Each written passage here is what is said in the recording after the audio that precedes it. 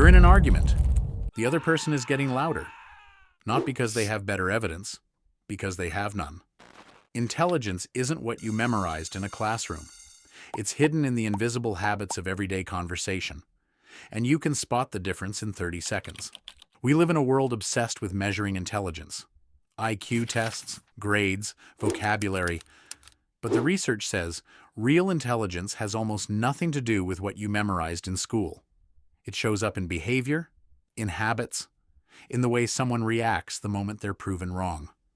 Today, I'm going to walk you through 5 behavioral signs that psychology links to lower intelligence.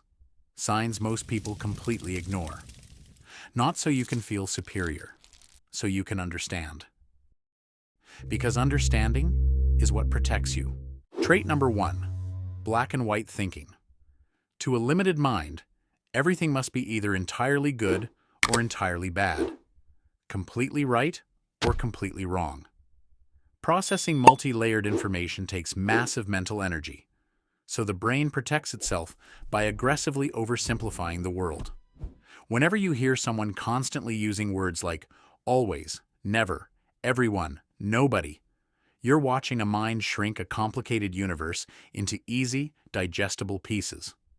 Psychologists call the opposite cognitive flexibility, the ability to hold 2 opposing ideas in your mind at once and still function. It's one of the strongest markers of high-level thinking. Think of someone you know who sees the world in black and white. Sound familiar?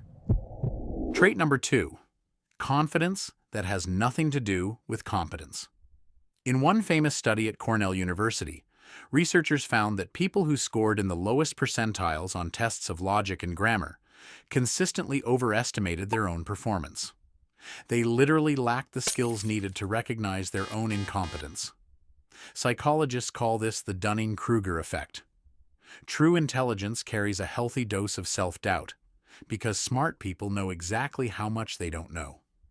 Less intelligent people are often the most certain. The most dangerous person in the room isn't the one who knows the least. It's the one who's most certain.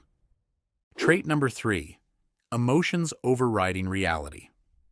For a flexible mind, facts dictate feelings.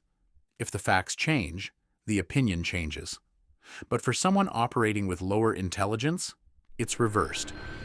If new information makes them feel bad, they declare it false. If it makes them feel good, they declare it true. Their entire worldview is built on emotional comfort. You've experienced this.